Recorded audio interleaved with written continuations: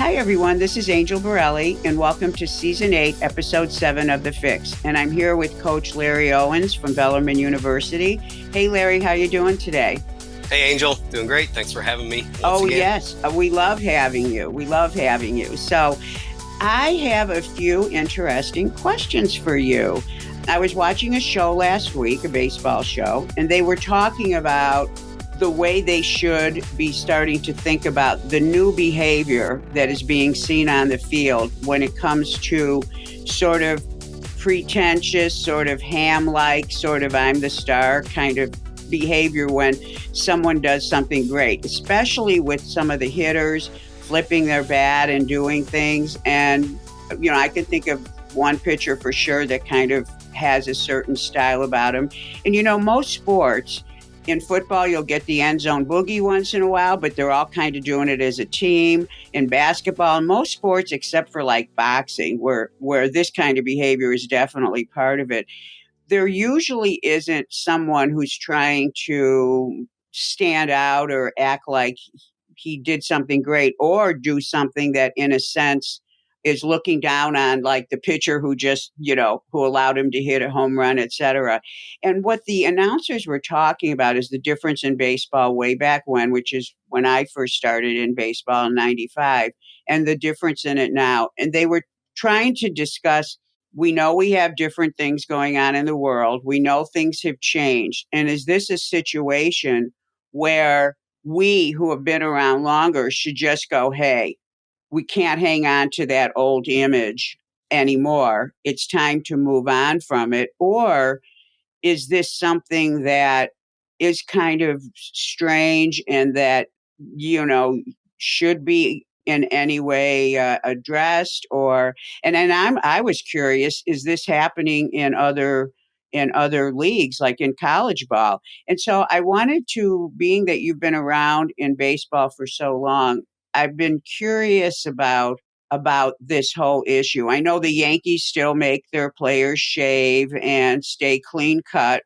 but I noticed also that, all of a sudden you can wear all this jewelry, which must hurt if you slide into a base.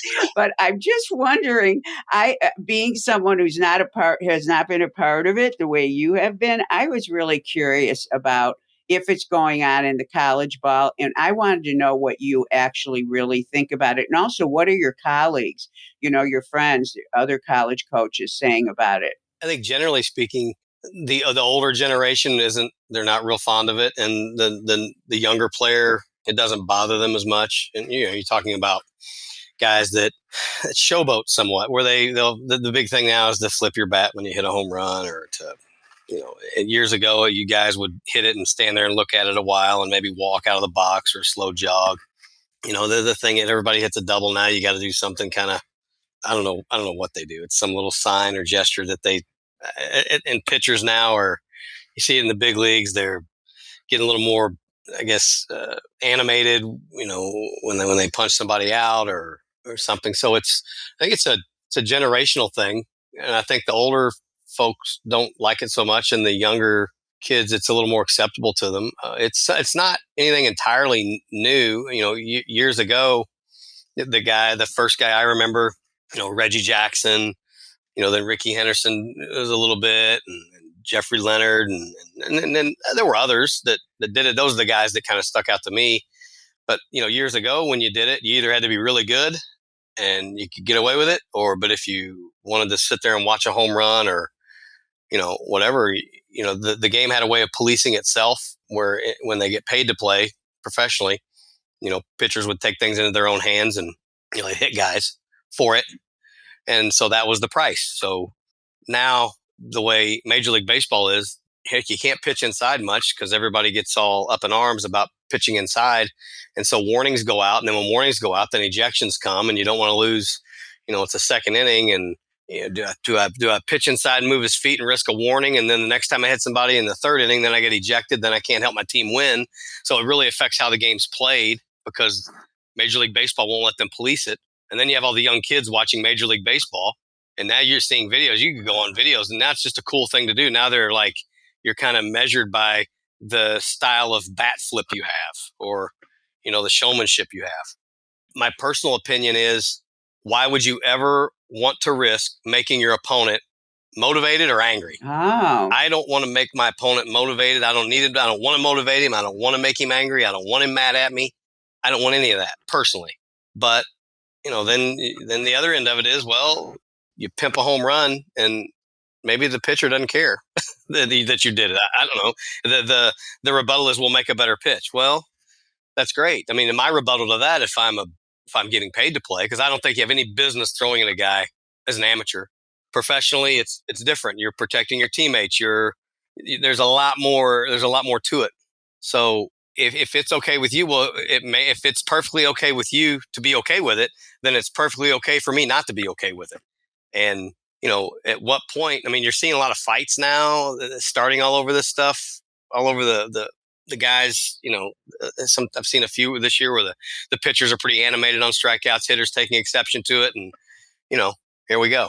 Then then the jawing match starts, then a fight starts. So a lot of this stuff is going to start fights. And then now how I think about this, how minor league baseball is restructured now, where in a lot of these leagues they're playing a team 6 times in a row. They get Monday off and they play 6 days in a row.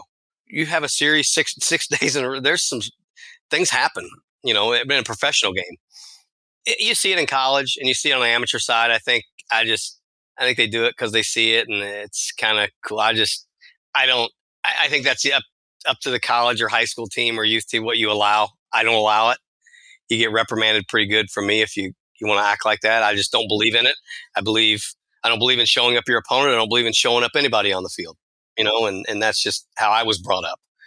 Right, wrong, and different. If we agree to disagree, then we do. That's the way I was brought up, and that's how I feel about it personally. I look at it as I want to have some respect for my opponent. I'm not going to show him up. Hitting a home run's fun. The other thing that this got back to when they play the WBC, and a lot of the Latin teams in particular were showing a lot of emotion when they were playing, and they were like, why can't they do this in the big leagues? Well, in the WBC, it's a 2-week tournament. In the big leagues, they play 162 games. It's really hard to act like that and get that geeked up 162 games. It's a little more difficult. But that's when I kind of noticed the next push of, hey, why don't we show emotion? It'd be more fun. Yeah, it's great. High school and college baseball and tournaments are fun. And you can get away with playing with that emotion a little bit in those settings. But, to want them to do it in the big leagues, I think, I don't know. It's a great topic. And then the other things that came up were when I forget who did it, swung 3-0 up with up big, late in the game, which is kind of a no-no. I mean, and it goes back to just have a little respect for your team, have a little respect for the opponent. In my opinion, now there's been others. I've heard some veteran big leaguers that think it's perfectly okay to do. I guess it's just your opinion and your preference. The thing is, to me, is I don't want to risk making my opponent angry, motivated, whatever. I can take the 3-0 pitch. I think you take the 3-0 pitch when you're up by a bunch just out of respect for your opponent. You're not trying to rub it in, regardless of who's pitching. You're not trying to run the score up. That's just my opinion. But the 3-0 other times, heck yeah, you swing 3-0 other times. But not when you got a big lead. It's just the same thing. Like you don't try and push the issue. You don't try and steal bases and all that stuff when you're up by a bunch late in the game. And then there's some gray area there. Okay, how many runs? Is it 7? Is it 8? What is it? When is it? Is it the 6th or is it the 7th or is it the 8th inning? When is it? And that's the gray area. And, and years ago, years ago, Bob Gibson would knock you on your butt just for digging in the box a little bit. Wow. And now, you dig a little hole. Yeah. I've heard comments. Yeah. You're digging a hole there and I'm going to bury you in it. Keep digging it. Get comfortable. They didn't want you to be comfortable. And that's just the way they played the game then. They don't allow them to play the game that way anymore. And it's just times are changing, and I get it a little bit maybe, but I'm still kind of opposed to showing up your opponent. I think it's winning is fun. Celebrate with your buddies in the dugout. Don't try and show up somebody on the field. That's my personal opinion. I think it's interesting because baseball is made up of the new, the not so new, and then the people have been around a long time. So you're not going to have the same. You have so many generations involved, and the generations are so different in the way we look at things, especially now. It just seems, it's so crazy in so many ways. So I have another interesting question.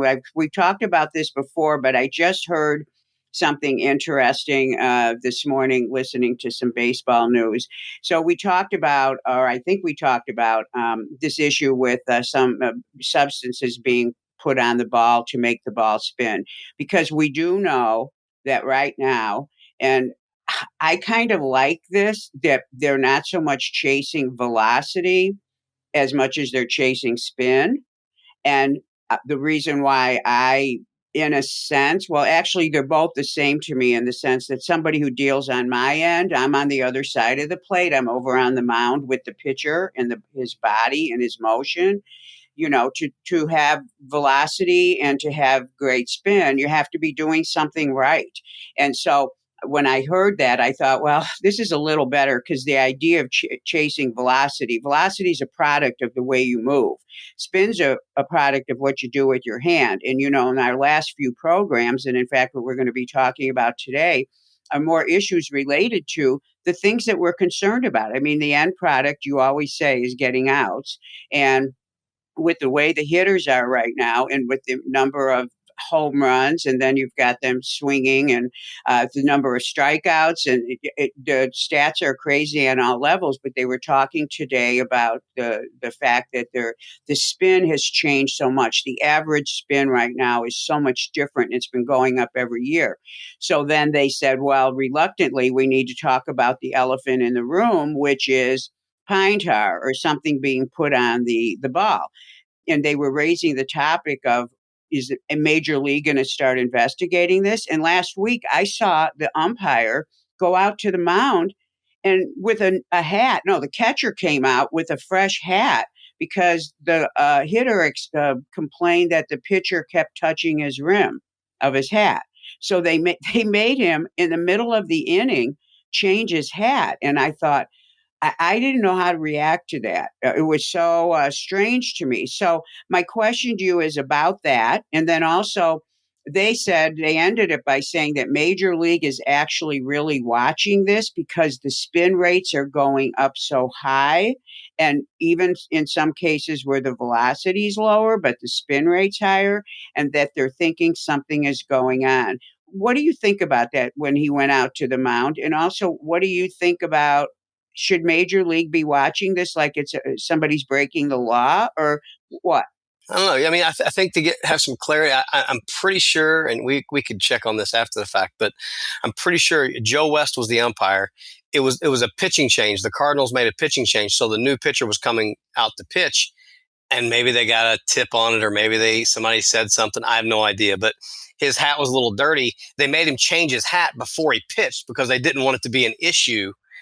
Joe West's opinion, I'm trying to save you. I don't want to eject you. I want you to stay in the game. So get rid of the hat, get a new one, so we're not even looking at to see if you have any tar or whatever anywhere. That's what I think happened. The idea is the same. I mean, yes, guys have used it for a long time, and then you get creative with it, with the sunscreen and the rosin on your arm, and for the main reason is for grip. A lot of guys, maybe in the early months when you start playing in April, some colder climates, for grip, because the ball can get slick when it's cold. At the same time, in the middle of the summer, especially like when you're down in the southeast and it's hot and you're sweaty, you kind of, and the rosin isn't necessarily working. You may need a little help with just to keep a grip of the ball. I don't think that's anything that the hitters have been opposed to previously, because they want the pitchers to not kill them. They want the pitcher to be able to command the ball a little bit. If you need it to command it a little bit, go right ahead. I don't want anything getting away from you and hitting me. And so I think the hitters are okay with it. But now you have people, you hear of stories of clubbies and people associated with baseball coming up with different substances to use that have kind of the same effect, but then to help them spin the ball. So then the guys are looking at spin rates and how because they're measured. So if they're measured, you can see if they're improving, staying the same, or decreasing. So apparently some spin rates are improving. And so then the accusations of folks using substances to help that cause, and now maybe some hitters might have some reservations about them using pine tar or rosin and sunscreen and whatever else they make to help them spin the ball. So, I think that's probably one of the next little things that comes through is that maybe they may be looking for it a little bit more. But I think Schilt, the manager of the Cardinals, hit it on the head, though. I mean, it's been going on for quite a while. And if that's something you want to look into, you're going to, now, and if you don't let them use it, now and the guys are throwing harder than ever. If you don't let them use it and wild pitches and hit by pitches and all that stuff, the general command isn't as good as it once was, but they're throwing harder. If you completely eliminate it, I don't know. I mean, you have a rosin bag. You can use the rosin. That's what it's for. But, some guys like a little extra, but you're not supposed to put anything on the ball. You can't doctor the ball. You can't scuff the ball. You can't put anything on the ball. I don't know. It's kind of evolved into maybe it's evolved in such a way that they have to, look at this more closely and possibly eliminate it, which then you'd find out whether it was a good thing to pursue or a bad thing to pursue. I don't know. It's tough. Or how much it's actually really been used. Right. Yeah. I think a lot of veteran guys, longer they're in, I think they kind of learn it in the minor leagues a little bit. Because sometimes in the minor leagues you play in the summer. A lot of the minor leagues are in the southern part of the country, and so especially in the southeast, it's humid and you get sweaty, and so they're looking for grip. And you can put it in a lot of different places. You can put it on the strings of your glove. There's a lot of different places you can put it: strings of your glove, your hat, your neck, your whatever, inside of your belt, whatever. Hey, and it's funny this year in college baseball, because of COVID, in lieu of a rosin bag, and so they wanted to discourage guys from licking their fingers. They would allow you to have a wet rag in your back pocket, which to me, I mean, I'm not sure who you could take that. I mean, who says it has to be water on the rag? Why can't it be some sort of jelly or what to throw? Because not many people, you don't see people throwing spitters anymore a whole lot, but it just, to me, that opened up. I didn't see it as an issue. And at the beginning of the year, they mentioned it, and I didn't really think much of it the rest of the year. But that's what they were allowing in college baseball this year. For a while, they'd allow you to put a wet rag in your back pocket so you wouldn't lick your fingers. Wow. Interesting topics. Well, I'm glad that I do what I do, and I can promise there will never be a podcast on the best way to apply jelly to Right. the fingertips and exactly biomechanically how you should do that. I will not do that. I can promise everyone. So what I'd much rather do is teach you how to do it the old-fashioned way, which is the real way, with just your body doing the work. So anyway, awesome information, Larry. So and this is a perfect segue, because so in the last few podcasts we've talked about grips, we've talked about the fingers, the way the wrist works, etc. And so it was sort of a no-brainer to move to a topic that I get asked all the time. So just to get everybody started, as I've said in many shows, when we're talking about a pitch doing what you want it to do, or going as fast or however you want it to go, this is all the last moment of the pitch is where the fingers are having an effect on the ball. And the fingers are having an effect on the ball based on what the wrist is doing. And the wrist is going to behave with regard to what the forearm is doing. So we're backing our way up. We're going from the tips to the wrist to the forearm. And the forearm is a whole separate kind of entity. Then you've got the crease in your elbow, which represents the elbow joint. So the elbow, the forearm, the wrist, and the fingers are going to affect, depending on what they're doing, what's happening with the hand. And the quarterback of all of that is the shoulder. So the shoulder, when it's in a particular position, will demand that the elbow be in a position for that position of the shoulder. And the forearm and the wrist and the hands, they are body parts that rotate around and have all this freedom, to where if the shoulder and the elbow are doing anything that's a little bit off or strange, they can rotate to accommodate it. So I want you to just look at the arm in this way. You've got the shoulder on the top, which is the quarterback for the whole arm, positioning itself in a way to where the end of the arm, the wrist and the forearm and the wrist, the forearm, the wrist, and the fingers can rotate to accommodate that position. The elbow joint, the reason why it's injured so much is because it doesn't have any play. It's all it does is it hinges. It bends, it lengthens, and it shortens. That's it. People get confused because you can use your shoulder to twist your arm inward, or you can use your hand and twist it. And you might think, oh, the elbow's moving this way or it's moving that way. No, it's not. The elbow is what's called a hinge joint. Everybody knows what a hinge is.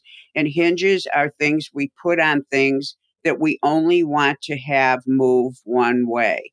So, the importance that we've been talking about with, wanting to have command, wanting to have velocity, wanting to have spin, all of that's coming from what you do from the wrist to the fingers, but it is programmed by the position of the shoulder, sending messages to the position of the rest of the arm. So, one of the questions I get all the time, and it's so difficult to teach, on a podcast, is the action at the shoulder, the way the shoulder and the elbow work. And then also the whole thing about leading with the elbow. Like, what is that? When people lead with the elbow, what does that mean? So I decided today that I wanted to tie in all these topics. And the only way to do this is so we've got plenty of photos today. And so we're going to start with a little bit of anatomy, because if you understand just this, it's going to change your world when it comes to looking at your pictures. And for youth coaches, please listen to this podcast carefully, because the errors that we see at an older level with incorrect action at the shoulder actually starts at a very early age, and it's really hard to change. So, Larry, go ahead and open up photo one. Don't let your brain start flipping out. I promise this is the only photo that looks like you're sitting in a classroom having an anatomy lesson. So on photo one, this is what I want you to see. Now, I did not put this photo up here for the purpose of you reading all the words. Okay, this is just happens to be an excellent photo. So what I want you to do is so what you're looking at here is the forearm. That's the main purpose of this picture. You can see the hand at one end, and you can see the upper arm bone. You're seeing just the bottom of it. And that the between the bones, that's the elbow joint. Okay. Now, the forearm's what we're paying attention to. So I want you to look at, so if you're looking at this photo, the photo on the left, and if you can read it, it'll say supination. And that photo on the left, this is a right arm, you'll notice that the thumb is on the outside. So if you get lost on this, you can say, oh, the palm is up, and that is called supination. So that's a way to remember it. Okay, and on the other photo, the one on the right, that's pronation. Now I want you to go back to the photo on the left, and I want you to notice the outside bone. Mm-hmm. The outside bone is called the radius. And of course, if you remember from math, when you take the radius measurement, it's on the outside. So blah, blah, blah. That was pretty smart, right? For whoever named these bones. So I want you to notice it there. And up at the top, you'll see it's got a little round thing on it. Okay. It's got a little round edge to it. Mm-hmm. Now I want you to look at the photo on the right. Look how that bone rolled over the other bone. Is that not totally crazy? Yeah, that's cool. Yeah. I mean, so what you have is a forearm. Obviously, it makes sense, right? We have to be able to do things in life. So you're constantly twisting your hand, twisting your fingers. So you have to have what we'll call play through some part of the arm, because the arm is long. It's got two major parts to it. The upper bone is solid. The hand's got all kinds of capabilities. So we have to have something in between that has the ability to move. And the way that it happens, and this is the only place on the body you're going to see this kind of thing, I think. I don't think I'm mistaken when I say that. But anyway, so this is what you see. This is what happens with the forearm. And it also is very important to understand this, because when you see errors with pitches, and errors with what we call the fingers are on the side of the ball. He's, blah, blah, blah. He's doing this, or he's starting to get pain. It's usually because the position of the forearm is strange for what he's doing. And remember, the position of the forearm is going to be dictated by what the elbow joint, what the position of the elbow is, and also what the position of the shoulder is. So because of that relationship, most errors that are occurring with the pitch occur at the forearm level. That's what you'll see. And especially now, when you go and look at pitches that aren't right, you'll say, yeah, I saw the forearm. It was supinated more than it should have been, or it wasn't pronated enough. The four seam is pronated, and the curveball actually has an in-between position, but it's going from pronation into supination. It's on its way to turning the palm up, but it is thrown with the palm facing sideways. So the forearm position. So for everyone to understand that you've got so much play in the forearm because the bones roll over, the one bone rolls over the other one, is very critical to understanding when you want to have stability with the pitch and the pitch shape and the way it's locating and everything else, but also in teaching proper mechanics of the shoulder to get proper positioning of the forearm. Now let's close this one down.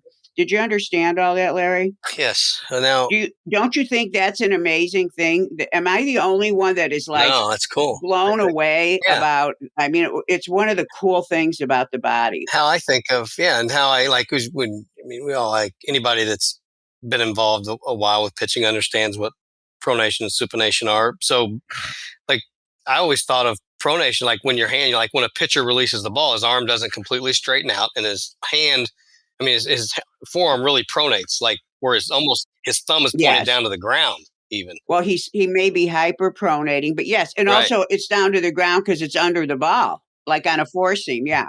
Yeah, but like, I mean, as you hold your arm out to your side, it makes, or your arm, my arm is out to the side with my hand above my elbow. I'm making like I'm in a throwing position. I'm in like my arms in the L.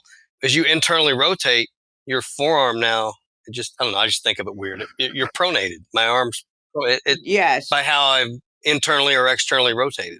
Yes. Well, what you just said, I'm impressed you said that, because when we talk about a pitcher, and let's just picture the stride foot contact position. We know what that is if you've been following the show at all. So I talk about the elbow, the angle of the elbow, and I talk about it as the arm on a clock, right? Mm-hmm. Well, that forearm isn't creating that angle. The shoulder is. Right. The forearm is denoting to me, I can infer the rotation of the shoulder by if the forearm, so if your arms are out at the side, and if you put your arm up like you're making like a goalpost position. Okay, yes. The goalpost. Yes. Okay, the hand is facing straight up towards the sky. Your forearm's vertical, absolute vertical. Mm-hmm. Your shoulder right there is actually in, let me just see, it would probably be in what we call neutral, slightly externally rotated. As you bring your hand down, mm-hmm. That's internal. Go back up again. Now go backward. That's external. So when we ask for a position of the forearm, or we say this is an efficient position of the forearm, it's only because it's the only way to really talk about the shoulder joint. But the truth is, we're actually just denoting where we want the shoulder. So it's easier to say, hey, I want you rotated at, instead of saying, oh, I want you internally rotated X number of degrees, which means nothing. We say, put your forearm at an angle where if you're a clock and the elbow's pointing to the middle of the clock, your hand's at 10, or if you're a lefty, yes. So it's awesome that you get that. So the shoulder is positioning everything. So let's open up photo number 2. And everybody, I take photos off of television because I watch news shows. And this happened to be on a show. And we all know who this is. But let's look at the arm. Okay. So, and this is why I hate pitchers playing around with throwing a football, because it is not the same. They've done tons of research on it, but people think, oh, he'll get strong, blah, blah, blah, blah, from throwing it. This is how a football is thrown. This is the position prior to ball release. Okay, so what I want you to notice is his elbow. Look at his stripes on his shoulder. Run your eye down to the upper arm and run it right to the point of the elbow. That elbow is in towards the middle of his upper arm is towards the middle of the body. If he were a pitcher, we'd have to walk up to him, put our hand on the inside of the elbow and push it backward to be in that goalpost position we were just in. Do you understand that, Larry? Yes. Yeah. Now, for those who are kinesiologists, he's horizontally adducted instead of with his arm being in an abduction position. He's horizontally adducted. That's language for people who understand joint actions. This is the position a quarterback is in, and his elbow is going to go forward and release that ball before the shoulder will start to rotate internally afterwards. But you can see right here, his elbow is forward. His elbow is extremely flexed, meaning his forearm's almost laying down on his upper arm. And what he's going to do next is elbow extension, lengthen it, and then the shoulder will turn inward. And because of the shape of the ball, where he's holding it, he's going to get rifle spin, which is what a football does. This is what leading with the elbow looks like on a baseball pitcher. This is, and the confusion is simple, and especially if you have a pitcher who was a quarterback. This is a completely different arm action. And by the way, how often do you hear quarterbacks having shoulder surgery? Not much, because their shoulder is going, it moves later in the motion, and also it's a different position of the shoulder.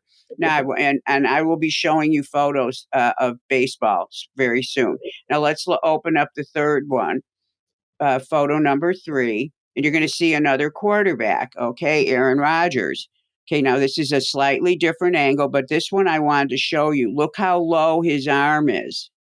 So sometimes you'll see a pitcher who's got his arm out to the side, like in that goalpost position. So if we just took him and we pushed that arm next to his body, following me, Larry? Yes. He could look almost like a pitcher, right?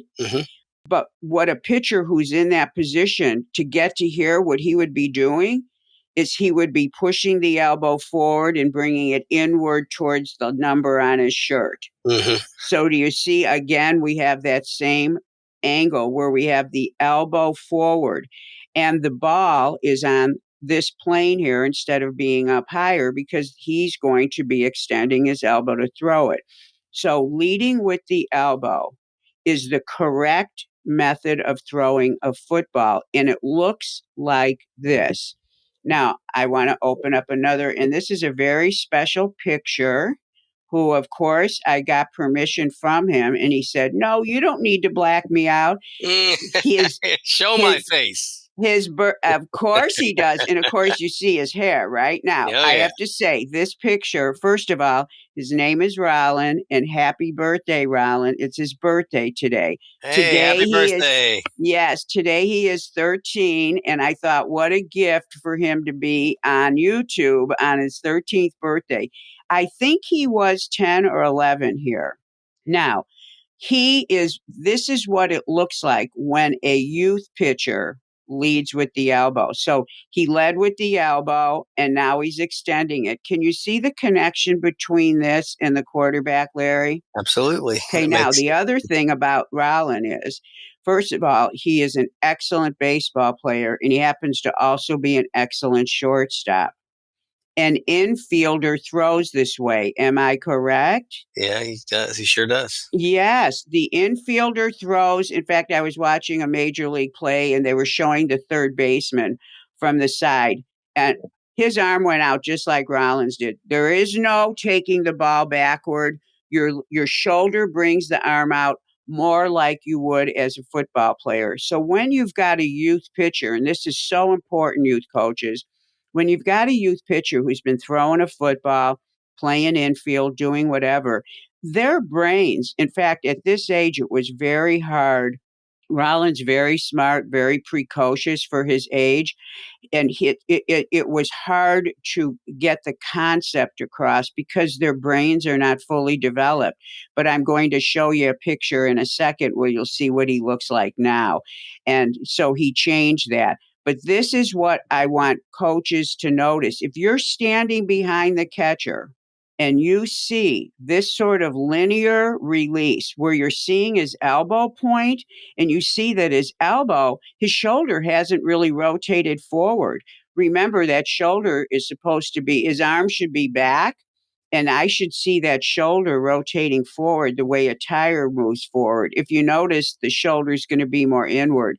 This looks exactly like what the release from those quarterbacks would be. Now, does that make sense, Larry? Yeah, big Okay, time. now, It gives it another layer of yes, how I think about this. yes. Now I want you to see something here. Now, that ball, because of, and I am so happy he's got a little stripe on his little undersleeve there. Notice how his hand is supinating. Mm-hmm. His palm is moving. You notice he's not behind that ball. Mm-hmm. So, in other words, I would want to see that wrist be a little more horizontal. Okay. Mm-hmm. Now, the reason why it's not is because when you have the shoulder forward, and everybody, if you want, put your arm out like that, and you can't help but have the palm starting to face sideways, because if your arm's in front like that, you get the bone to start to rotate because the elbow isn't flat. Do you see that, Larry? Mm-hmm. Yes. So the bone in the forearm rotates because he had the shoulder in this position. The elbow can't do anything, but the forearm joint started to rotate. And so, therefore, do you notice how if he releases that ball, that's probably, and by the way, probably a four seam. He's supposed to be throwing, he's playing catch. Do you notice how his hand is supinating? In other words, he's going to be on the side of that ball. Mm-hmm. And he did, in fact, during this time of his life. And this is what happens with kids. When you see funny spin on a ball, coaches, it's because the forearm rotated, and the forearm had to rotate because his hand didn't come out square. Because the forearm rotates when you position the shoulder in an unusual way. Now, this is what a major leaguer looks like leading with the elbow. It's quite a little bit different. Now, I blanked him out. My wonderful editors gave me the time to do a job to make sure that you couldn't identify this pitcher, who, by the way, is an excellent pitcher. He's a seasoned pitcher. He gets the job done, but this is the way he throws. Okay, so it doesn't mean pitchers who do this, they can't be effective. But is it the most efficient? No. Why do we know that? Because right here, his shoulder is not going to be able to apply the regular force onto that ball. So he is not going to be pitching at full velocity. Do you see how right here, Larry, we want to push his arm back? Yes.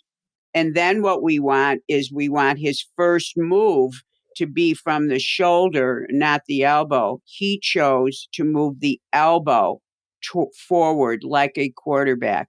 So this is what it looks like on an adult. Now, the way that you can really tell this on a pitcher, and because we've done so much to blank out this guy's identity, so when you have a shirt on, and everybody go in the mirror and do this, put on a shirt. When your arm is in this position, but the arm is back, it's next to your body, not forward. So the elbow point is going to be pointing to his right. So we push it back. You'll see your sleeve on your shirt is completely taut. And I'm going to show you that in a second. When you see the sleeve relaxing around the shoulder joint, that means the muscle relaxed as well. And remember, the velocity from the pitch is coming from the ability of the stretch to convert into a contraction. So if you do all this work, stretching, and then you get to what we call max external rotation, and then you bring the elbow forward before you start to rotate the shoulder, you lose all of that pre-acceleration stretch that you had accumulated. So why are we even talking about this? Number one, everyone wants velocity. If you're looking for more velocity, make sure you're using your shoulder correctly.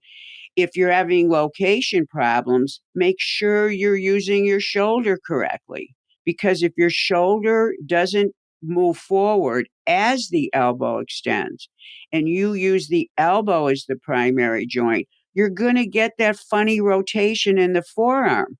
And you're either going to allow the rotation to happen, which means you'll be on the side of the ball or wherever, whatever pitch you're throwing, it'll be incorrect, or you're going to fight it. So everybody, if you put your arm up and you just put it in front like you're throwing like a football, and then you put your arm out, okay, so that's actually the way that your forearm wants to be naturally. Now leave your forearm there and try to pronate your hand, but don't let the forearm change because your elbow's in a weird place. It's going to strain the forearm. This is why we get strained. So sometimes you've got a pitcher who knows, man, I got to get behind the ball. So now you get tight forearms. Or you've got the pitcher who doesn't realize that his shoulder isn't in the right place. Therefore, he's not behind the ball the way he wants to be. Now, is that all making sense too? Mm-hmm. Yes, absolutely. You trying to guess who this is? No, I'm beyond guessing who that is. You're beyond guessing. I had no clue. I'm so glad to hear that. I said, I wonder who's going to be trying to guess who this is. Hey, guys, if you know who this is, send me a note. I want to know, and then I'll let my editor know what a good job he did if he guessed right or wrong. Okay, so here we have Rollin again. Notice the difference. Way better. Same kid, same thing. And now here's what correct efficient acceleration is. And I've said this to you before when you look at research. So here's how the ball accelerates forward. The shoulder joint starts to turn forward. So put your arm in that position and don't do anything with the elbow and just start to bring the forearm vertical. That's internal rotation. Simultaneous to that. So look at the pitcher as if he's in lanes on a street. So let's make a lane right to his body. Then let's make a lane that's right for his upper arm. So it'll be from the shoulder to the elbow. And then let's make a lane for the elbow to the hand. If he only used his shoulder, that hand would be in the middle lane. We want that hand in the outer lane. So he's going to rotate the shoulder forward towards us as he's extending the elbow, and the hand will end up in front of him and in the outer lane. Now, to make this more clear, if he was going to throw sidearm, first of all, he'd be tilting towards the arm. But here's what a sidearm pitcher does. He does not rotate the shoulder forward. He lets the elbow go all the way out first. And then once his hand is in the lane, then he does some like hitting a tennis ball kind of throw. Okay, so the difference, so what when you have a pitcher whose arm slot is way too low, it's because he forgot to internally rotate his shoulder. So if Rollin just put his hand out, he wouldn't have any velocity. He'd also have funny position. But what he's going to do is he's going to rotate that shoulder as the elbow lengthens. And because the arm is getting longer, it'll end up in the side lane. But because his shoulder rotated forward, it ends up forward in the side lane. We don't want him to the side. We want him forward and to the side. Isn't that cool? No, it's great. Yeah. So happy birthday, Rollin, and congratulations. He made it. Yes, and you notice his hair is longer. Absolutely. Absolutely. And I'm sure that we'll be seeing this one day on television Hopefully by then he will have had a haircut, or he may be sporting a completely new style. Right, Okay, now right. let's open up what a major leaguer looks like when he is in correct max external rotation. Okay, so I want you to remember how this position here, and I want you to remember the other anonymous major leaguer looked. And that's what you get when you have the full stretch around the shoulder. So now he is capable of using his shoulder. Now, can you see a pitcher getting in this position and then he decides he's going to give up all that stretch and lead with the elbow? Yes. So what you want to look at is when you're looking at a pitcher, first, if he's not in this position, a lot of guys who lead with the elbow you're never even going to see this. But sometimes you'll see this, and the pitcher delays his shoulder rotation. He somehow just brings the elbow forward, and then he loses the stretch. So he has a version of leading with the elbow, not as severe as the way Rollin looked when he was younger, not as severe as the way if someone looks like a quarterback throwing a ball. But that's the difference. Now, the other piece of this, why do we also not want them leading with the elbow, is they're going to have to push the ball. So when you have a pitcher that looks like he's pushing the ball, meaning he's hanging on to that ball a little bit too long, it's usually because his shoulder didn't create enough of what it needs to create to allow that arm and that wrist to get the juice that they need to be able to move and actually move the fingers. Because remember, the quarterback is the shoulder sending the energy through the elbow into the wrist. And the shoulder is rotating at twice the speed as an elbow can rotate. And the wrist is the very last piece that adds the velocity, which also controls the fingertips. And remember, you can look as good as this, but if that ball doesn't roll up right or you don't have the right grip on it, you're going to be in trouble.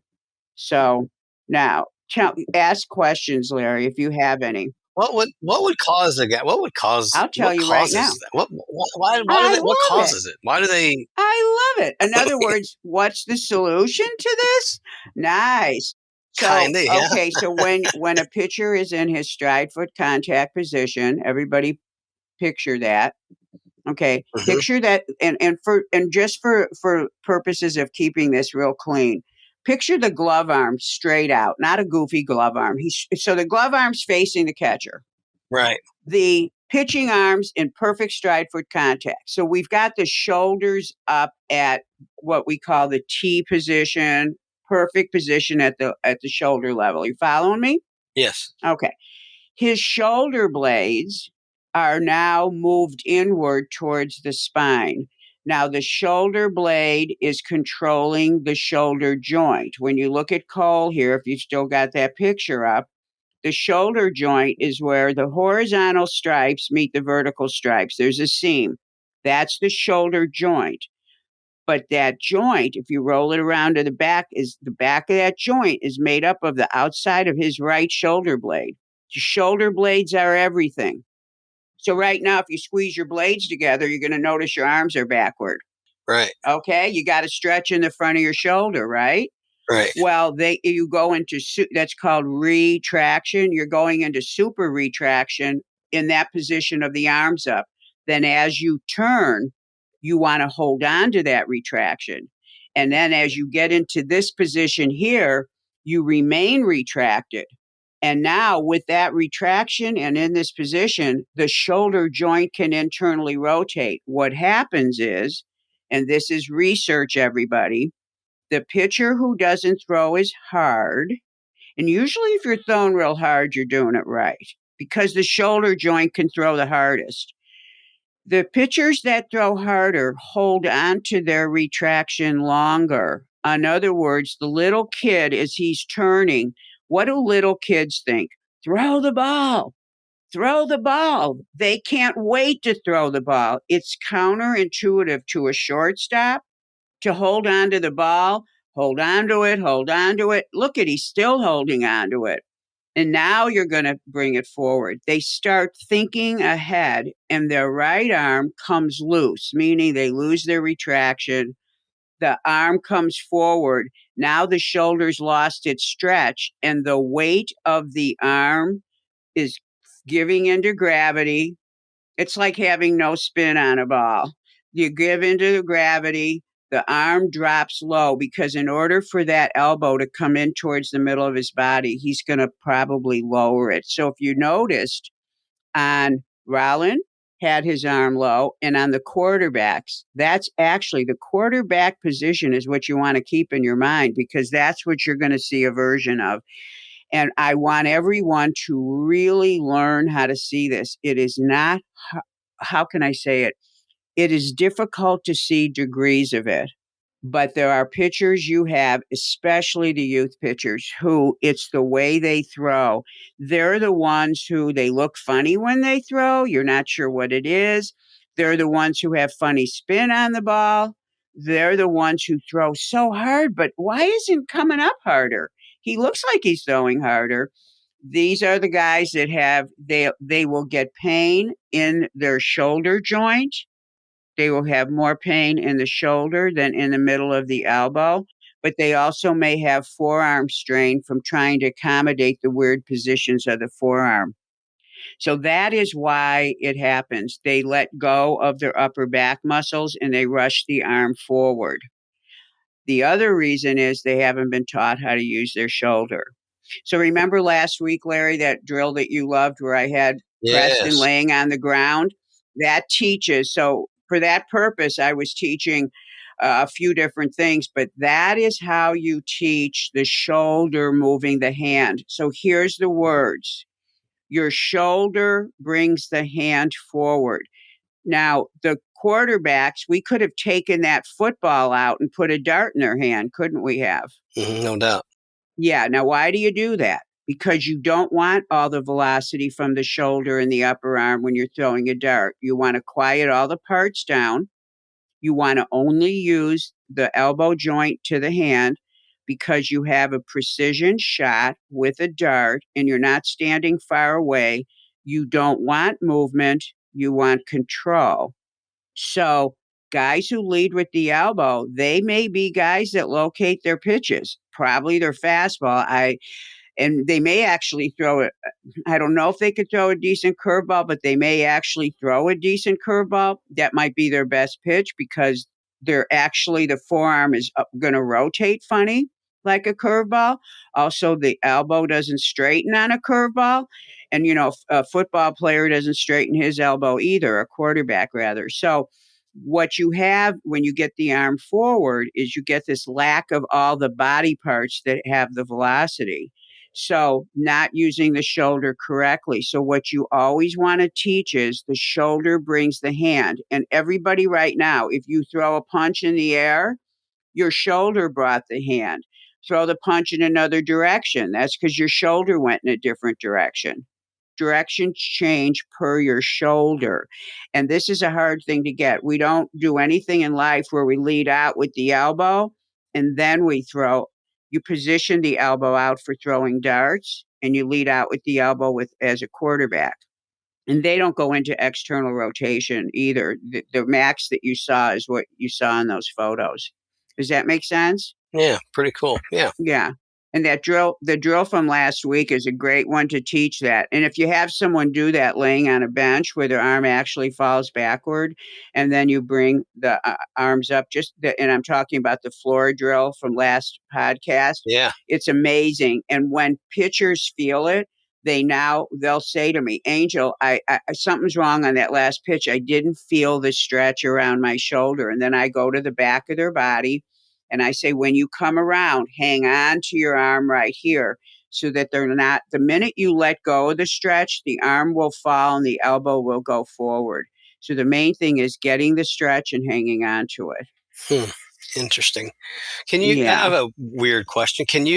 Is it pretty common for guys to lead with their elbow when I guess, how am I going to explain this? They separate their hands to throw. And so as they raise their arms to throw and they lift their throwing arm to throw and their elbow gets above their shoulder or they raise their arm too high And then when they begin to rotate, they'll tend to lead with their elbow as well. Is that true or not? Absolutely.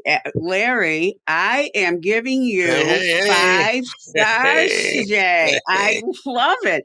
First of all, from the minute out of the glove, this is where all the errors occur. And it's the place where no errors should occur because the talent comes when they face the hitter and throw the ball.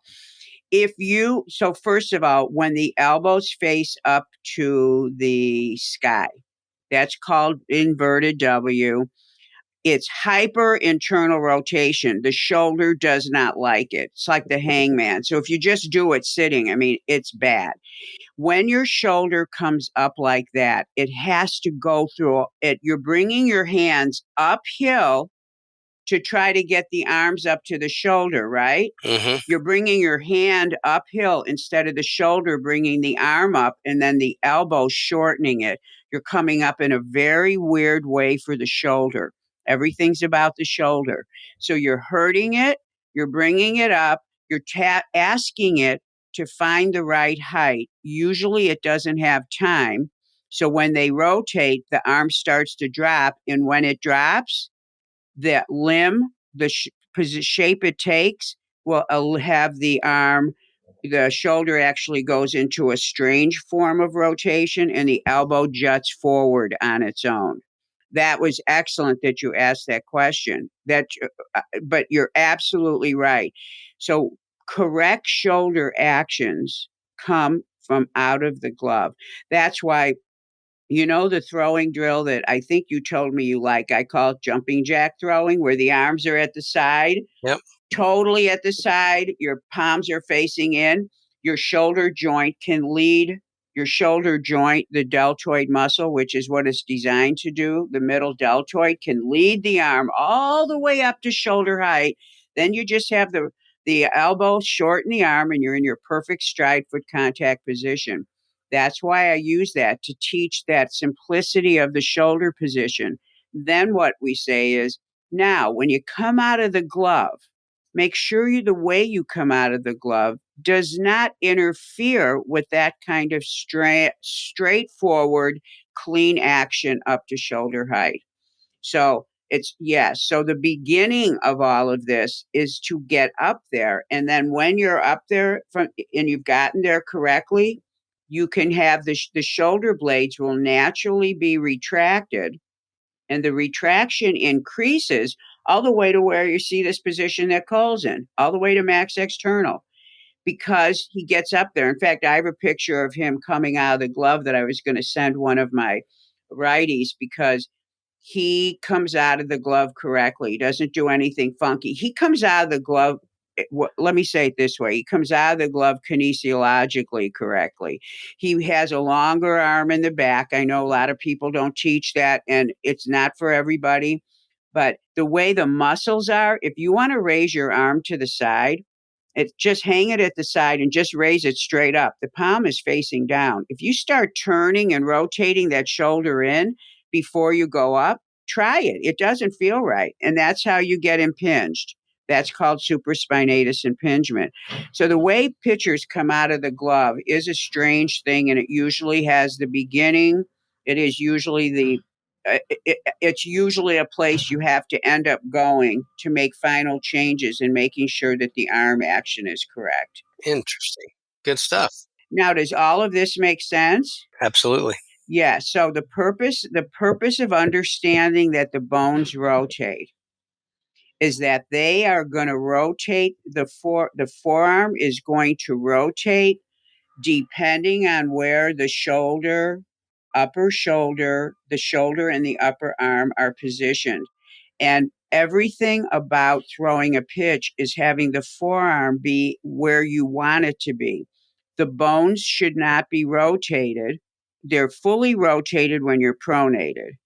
And if your forearm is twisting up because you did something weird with your shoulder, you're not going to have a clean four seam grip. You're going to have weird spin. You're going to have other things that happen. So remember, the accuracy of the pitches is coming from the wrist and the hand, which is controlled by the forearm, and the forearm is controlled by the shoulder. Very good. Yeah. So now you see why I had to put the anatomy up there. I'm glad you did. Is your head okay today? I just want to know, like, do I have people driving up the curb as they're listening to this? Maybe. Am I responsible for any accidents? I wonder how many people are driving down the street moving their arm around. What do you think? Yeah, it's a good chance. No, Exactly. it's great Exactly. info. It gives you, I don't know, any little more layer of knowledge and a little more understanding Yes. of how how the arm works and where you want it to be at certain points. And it's cool, interesting. Yes, this is why, kinesiology, being an analytical kinesiologist is so cool because you can break down all the actions at the joints. And then that makes my job a little bit easier. And it also, when you're teaching somebody, whenever coaches always remember this, if they're doing something wrong, they may not know it's wrong, but it doesn't feel right. You know when you're doing something that doesn't feel right. And when you're showing them the right way, they're like, wow, because it's easy. And then they start to realize, oh boy, I was doing it the hard way. But the reason why we get all these shoulder injuries and the reason why we get all these forearm pain is because unfortunately we're teach kids are learning. They're not always learning correctly, but we know how resilient they are. The problem is the injury shows up later. It shows up later. Their arm gives out because it can't keep doing that. So in your question about the inverted W was fantastic because when I see a pitcher do it, and by the way, the guys that do the inverted W are the guys that usually are not striding out correctly. Those two things go correctly. And actually, Larry, I've just remembered something important, even more than the inverted W. When you have a pitcher that steps across his body, that's what you guys call it. Or you guys call it throwing across the body. I call it striding across the body. When the hips get locked up and he can't rotate and he gets to the part where his arms have to come forward, he can't rotate completely in his upper back and he loses the stretch and his elbow comes forward. He has to lead with the elbow when his stride is off. So for everyone, boy, Larry, I'm glad you asked that question because without saying this, for anybody who sees this problem, check the stride and make sure that they're not on a tightrope because if they can't get their hips around and if they're not balanced, their arms are not going to be able to come through correctly. They will always be a victim of the incorrect base. The base has to be solid. So there's another thing to look at when you're looking for the cause of this. But learn how to see this. Seeing it first is the first thing you want to do. Get your eye to where you can see, is this guy leading with the elbow or not? Yeah, and I think things that are easier if you're talking about the youth coach or the amateur coach trying to see this and maybe a good indicator for me, or I think it's very noticeable right out of the gate just from seeing guys do it, but they have no leverage. They don't what we call get over the ball. The ball leaves their hand moving slightly up first instead of you know what I mean? Is that a good way to analyze it, or is that a good way to say it? They don't have any leverage. They're not over the ball. They're under the ball. They push Yes, the ball. yes. Well, what's happening exactly? Remember, I was saying when you're doing this, so that's another great point that I completely forgot to mention. When I said yes, they push the ball stays on the same plane. For example, if you look at Cole's picture, if he were going to lead with the elbow and not right now start to rotate, you would see the ball and the forearm staying in exactly the same place and all he would do is jut his elbow forward. The ball wouldn't go closer up to the sky, meaning his shoulder would not rotate. The forearm would not change its position. It might go outward, but it's not going to come up towards us because he stopped action at the shoulder. The only way that ball can get upward or get through to acceleration is through the shoulder. So he's not using she wouldn't be using the shoulder. He's not going to do that. You're going to see a change in the ball position. So when you see a ball stay on the same plane, I call it delivering a pizza. You know how if you had a big pizza in your hand and your hand was underneath it and it's next to your shoulder and you're walking and you're going to try to put it on a plate, you would not let that thing tilt. That's exactly what it looks like. So that's excellent. So that's great for you coaches because you guys are great at seeing where the ball is. The ball is not, it's not supposed to be in the same place or at the same level during the movement. We used to call them pie tossers.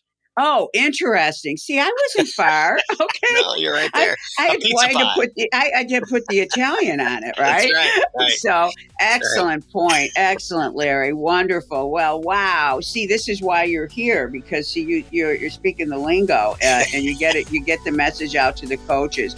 So anyway, well, thank you so much, Larry. You've been wonderful today, and thank you everyone for listening. Please feel free to email me at angel@gymscience.com if you have any questions on this podcast or any topics you would like covered. Be sure and visit www.gymscience.com if you want to see any of my products. And of course, Angel Borrelli Pitching on YouTube and Facebook. And of course, this podcast is available on all your favorite places where you get your podcasts. So thank you so much for listening, and I will be talking to you soon.